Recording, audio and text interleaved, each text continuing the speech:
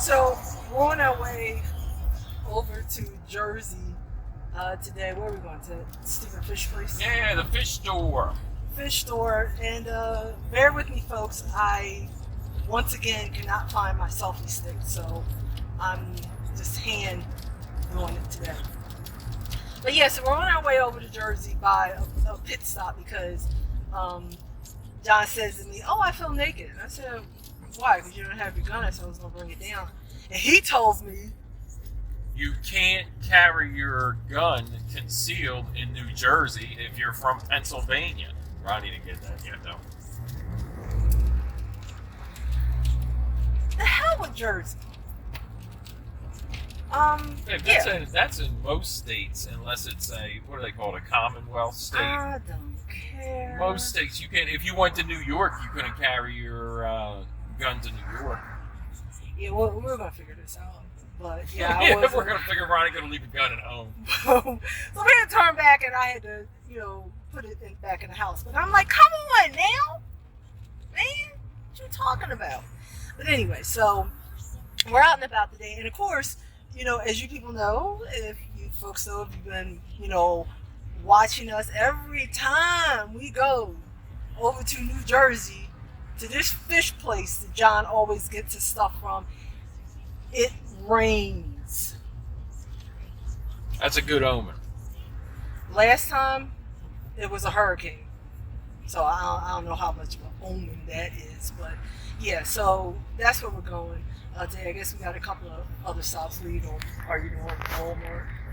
Yeah, I gotta go to the vegetable store. Gotta get some zucchini for the snails. They eat zucchini. Okay, well, hopefully he'll get some stuff for us too. So, Oh yeah, some stuff for us too. is there anything you want to talk about while we're on this ride? Well, before I get into one of our main topics for today, I'd like to. I know Ronnie said something in the last video, and we are going to do a regular video specifically for that matter. But I just want to thank all you guys. A couple days ago, we did go over the 1,000 subscriber mark, which was like a real big thing for us because, to be honest with you, when we started the channel, Ronnie even said, she said, "I don't think we can find 1,000 people that'll give a hoot about us." Exactly. So we really do appreciate you guys, following us. We get a ton of comments and all the subscribers and everything. Like I said, we just wanted to really thank you guys because without you, our channel wouldn't exist. So like I said, I just wanted to get that out of the way and say thank you very much. And we really are grateful that you guys are following us. And now, Ronnie, what is your topic? I don't know. Babe, you know the topic. We already discussed the topic. What? Were you in the meeting today when we had our CEO I must meeting? have fell asleep during the meeting. Okay, well, you were obviously sleeping in the meeting room. Today's topic is foods.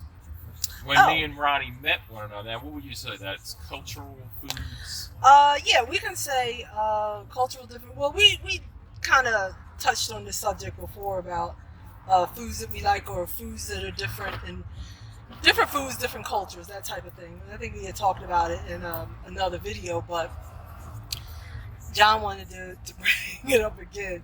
There's certain foods that usually don't necessarily cross cultures. And I think we did discuss it, but we really never went in depth about the different types of food. Okay. So with that being said, it's basically because my family's from the South. My family's from Aiken, South Carolina. Never been there, but would love to go. And I think, and not that we'd probably be able to find out, I don't know, maybe get some kind of lawyers or something, but I think my family still has property down there, and I'm not sure who is deeded to or There you go, what. lay some claim to that. Yeah, I mean, I don't even know where to begin. But, because I think my uncle's father may have left it to him. So, there you go. I don't know. But anyway, to get back to it, Southern food. So, when I met John, and we joked about this before, he didn't know anything about collard greens. The only thing he knew about collard greens was it came out of a can. It was by Sylvia's. And again, I'm like, I'm sure it's good. I've never had it. But I'm like, come on. don't eat canned collard greens. Certain things you just go to a can when, it's, you need to make something quick or whatever. You really don't feel like cooking string beans, corn, stuff like that. But a lot of times, and I was mentioning, we ate canned food, but, the vegetable man and the fish man came on Friday. So we were out there buying fresh vegetables off the truck and fish off the truck. What do you call him, a fish mongol? Not a Mongol. Mongol? Mongolian? Monger. He's a fish monger. Monger. Oh, okay. Here you go with the crazy. I know it was with an M. Fishmonger. He's starting. So that's how we got like our fresh vegetables or whatever. So we would get collard greens. Collard greens is basically for like holidays, Christmas, New Year's, and Thanksgiving. But yeah, when I met John, John, tell the people some of the food that I cooked for you that you hadn't really experienced. Yeah, there were a lot of things because basically, my mom, she never really cooked. I mean, she did like a lot of heating up stuff. My dad bought like a lot of frozen meals. I guess it was just easier for them at the time. But I don't really, be honest with you, my mom really never showed an interest in cooking. So, it was just easy for her to take something and throw it in the oven. What are them meals called? Encore meals and stuff like that. My dad used to get the Hungry Man TV dinners and stuff like that. I think everybody had them. Those were some good eating, man. Yeah. Well, he didn't get Hungry Man. He got don't start, John. He got Mungy Man because he didn't want to spend the price for Hungry Man, so he bought the ones alongside of there. So they were the Mungy Man TV dinners. John does that too much because we always talk about how cheap he is. So people that, like I would say, you want some Oreos or something. He come back and he said, because he feel the Oreos might cost too much, so he come back and say, I didn't get Oreos, I bought Moreos, which is like the store brand or whatever. So he always mispronounce the things. I didn't get Oreos, I got Slorios or some crap like that, which means that he didn't get the name brand, he got the off brand because he thought it cost too much. But anyway, back to the food. No, back to the food. So let's see. So anyway, not really experiencing a lot of different food. Like we ate out and stuff like that. But when I met Ronnie, I think the first thing that her and her mom used to have, she'd be like, "Oh, you want some grits and eggs?" And I'm like, "Grits?" I said, "Did that come out of a pig?" She's like, No. Because I was thinking scramble. She said that was like a wheat product or something like that. So Corn. Yeah, corn, some kind of grainy material. So I was like, yeah, so to be honest with you, at first I used to turn them down because Ronnie's mom always used to say, John, you want some grits? And I'd be like, no, I don't know what they are. And tell the people what you start calling it. What I call them? Pudding. Oh, yeah. Yeah, I'd tell the neighbors, I'd be like, they were like, what are you having for dinner? I said, I don't know. I said, I smell my wife's... my mother-in-law, she's in there making eggs and pudding, and you go around the whole neighborhood. You know Ronnie's mom eats eggs and pudding? Because then they start to think she could be a few coins less of $1. And he still calls it pudding. And when he jokes about my mom, he still calls it pudding. And I'm like, it's grits. I heard you. A few coins short of $1. That would be you. All right, continue. So, moving on. So, it was the grits first, and then Ronnie made me one time. She made me cornbread, which I never had cornbread before. Let's see, what else? Oh, definitely fried chicken. Yeah. And her fried chicken was definitely the best, because for years I always saw Weaver had a good burger that they made, And then after a couple of years, we stopped buying Weaver because my grandmother tried to cook it. She got some bloody Weaver chicken. Ew. I don't know what the deal with that was. Somebody didn't deep fry it before they stuck it in the box and froze it. That thing was still clucking when she opened up the box. So we did fried chicken. I'm trying to think, what were the other things? There was, Thanksgiving. Now, we always have pumpkin pie. Yeah. And then Ronnie and Mom, they like, oh, we like pumpkin pie, we like sweet potato pie. I said, a potato on a pie? But I'll be honest with you, I like that too. Mm-hmm. There's probably most of the things, all the southern stuff, I definitely like. Kind of like a little bit of a country boy at heart anyway. But, I mean, yeah. but like I said, now, if you want to talk non-Southern foods, Ronnie does eat some gross things that I won't even touch. This sardine queen over there won't even touch no smelly fish in a can. You can forget that. And she eats them little fruits with the little 18,000 seeds where you gotta kind of suck the skin off the seed like you're getting something out of that. He's talking about pomegranates, and I told him we will not discuss pomegranates. Pomegranates is something that I love from my childhood until now. I will eat them until the day I die. And what about the fish in a can? He don't like sardines. Listen, I grew up. Okay, this is what it sounds weird.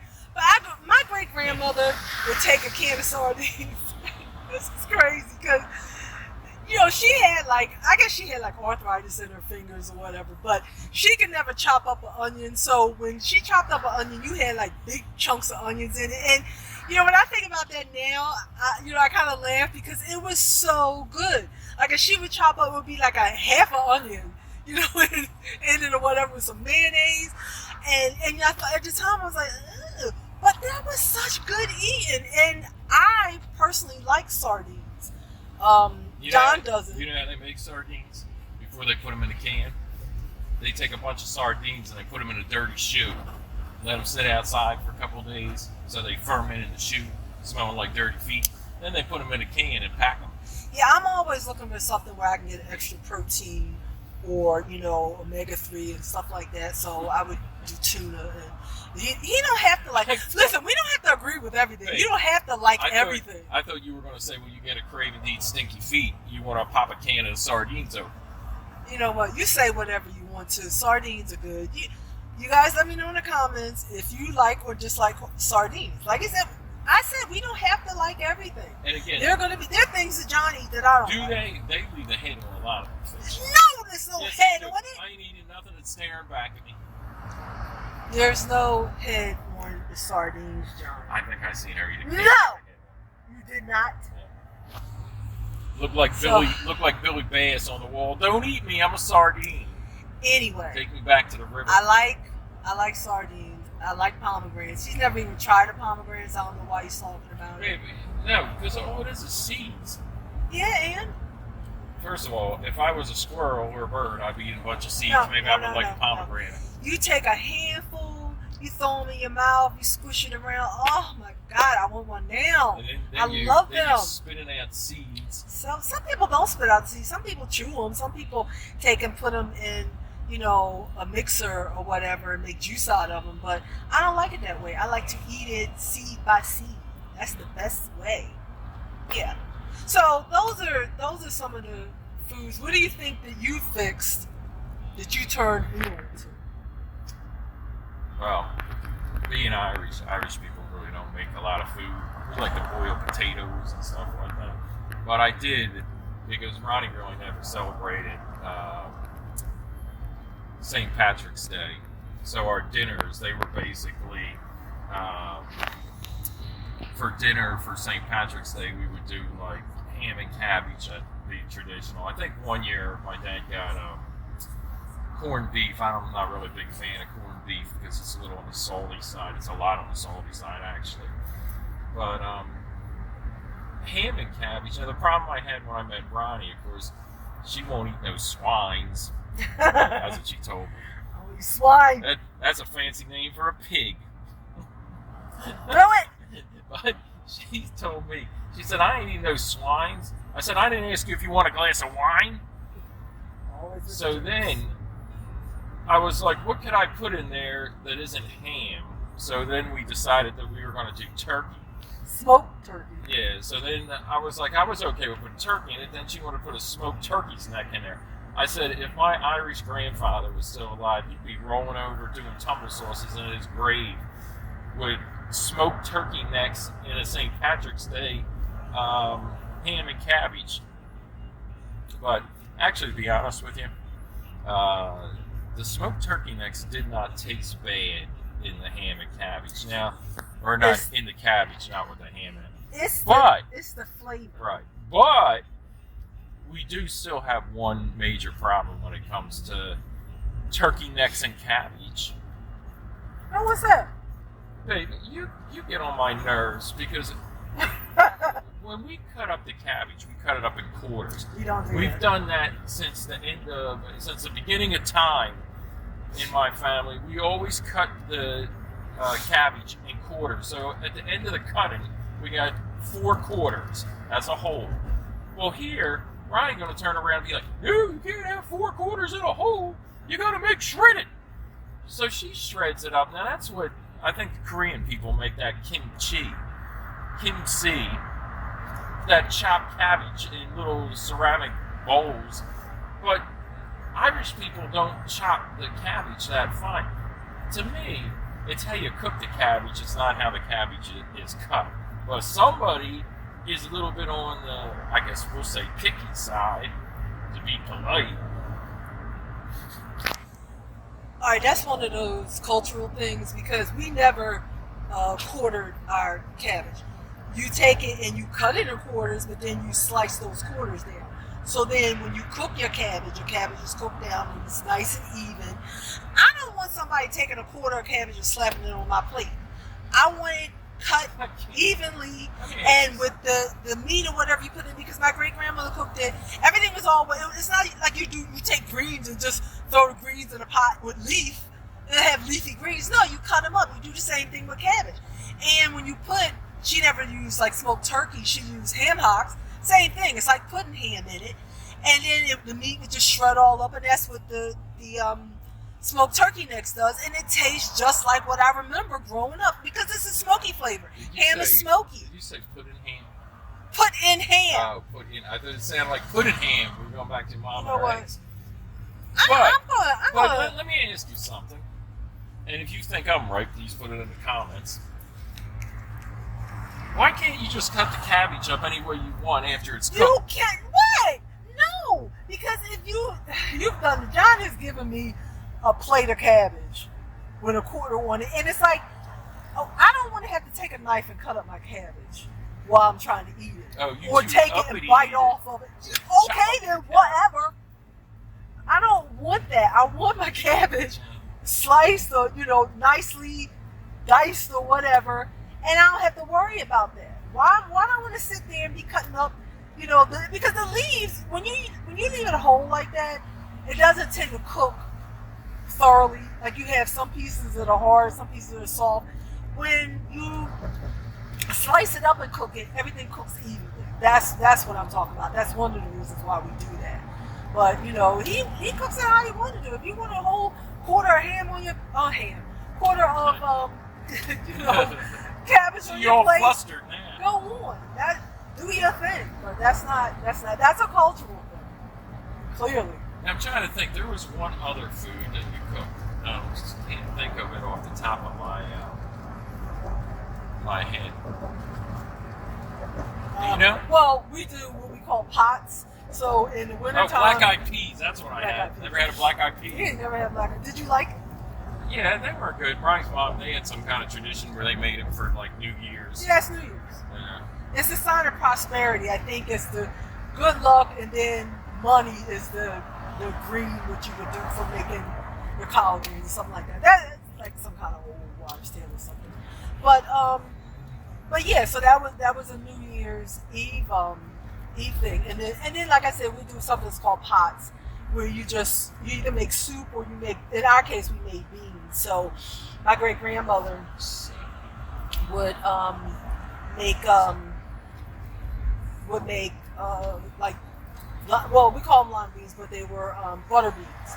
So they're the real big beans, and then you put either ham hocks in that, or you could put the smoked turkey in that, or just cook it down. Really, such good eating. So like on winter days when it's cold, and you make a big pot of beans, or I remember coming home from school and she would have a big pot of beans cooking, and then she would make fresh biscuits.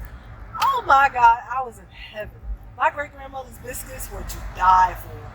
So my mom started making them. She got it pretty down. My grandmother tried to make them sometime, but they just came out to be like hockey pucks.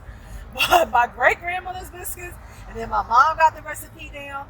Oh my God, it's so good, so good, so good, so good, so good. So yeah, so we call them what? I said my mom made biscuits. I'm not talking about a can. No, man, I'm talking What's the fresh. hands? You take that flour out, you put your lard, yes, Lord. You put your lard in.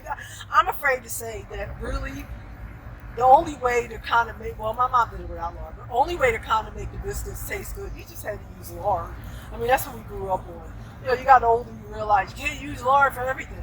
But yeah, lard made the best biscuits and the best fried chicken. And she used, you know, lard for fried chicken too. I mean, we always use this, you know, oil or something. But yeah, it was the best eating. I mean, you weren't thinking about healthy stuff back then. You was just like, this stuff tastes good. But yeah, best biscuits. I used to take them to school with some jelly on it. Oh my God, I miss that. I really So what do. were these pots? They were just. So a we big just called pot of them beans pots. with, Yeah, it was just a big. with some meat in it. Yeah, well, if she put most of the time she put meat in it, and then you have your biscuits, and you just get a big bowl of that with your biscuits and sop it up. Oh my God. Now was that at that time was Ronnie even ham then? Yeah, because I was little then. I think when I got maybe preteen or whatever my mom stopped eating it is when I stopped eating it. And I was young then, so I would say maybe like before I was 10 or something. So Maybe what like stopped you eating ham? That's when you see the video, one of them Discover videos. No, of the pig pooping down his leg. that wasn't even it. No, that's when I stopped eating meat altogether. You know, nothing with a face. But no, when I don't know, my mom just stopped doing it. She got on like a healthy kick, and then you know I was a big fat kid, so she always tried to put me on some diet or something. So I think that was the way she thought. Well, you know, let's just stop eating, you know, ham. Because ham really, you know, pork wasn't really good for you. Unless it was fresh pork or something like that. But, yeah, we stopped that early. And then, you know, I think when I went my last year of high school or whatever, I became a vegetarian. And then when I got into college, I became vegan. And I was vegan for a long, long time I was a vegan up until a couple of years ago. The reason I went back to eating poultry and fish is because my body wasn't getting enough protein. It wasn't processing the protein correctly. So that's why I had to it just wasn't, the plant protein wasn't good enough. I had to have more. So that's why I went back to that. And I figured, you know, at some point when I guess my body starts doing what it's supposed to do or whatever, I'll probably go back to being a vegan because, you know, that's just me. But yeah, so those are some of the things. You got any more foods you want to talk about? I was just sitting here thinking that you got a lot in common with my aunt. What's that? Because you said that watching that pig poop down his leg stopped you from eating ham. When my uncle basically poops himself, my aunt wanted to let him back in the kitchen. I don't know if you guys have noticed a trend. John's always got some kind of issues with either his aunts or his uncles doing something crazy. I used to think my family was crazy, but I don't know, man. I think his has mine beat, really. Don't make me pull the Booger T No, we're not talking video. about the Booger T video no more. That was my other uncle. Yeah. A lot of uncles, a lot of crazy stuff going on. So, yeah. So, okay. So, we're going across the bridge right now. And, yeah. I guess that's it. We'll kind of wrap this up. Foods that are ethnically challenged. Yeah, that's or actually something pretty like good. that. I like that. Ethnically challenged foods. So, yeah. So, that's pretty much it. Anything else you want to say, baby? That's a wrap. All right, then. As we say, peace and love. God bless you all. See you, folks.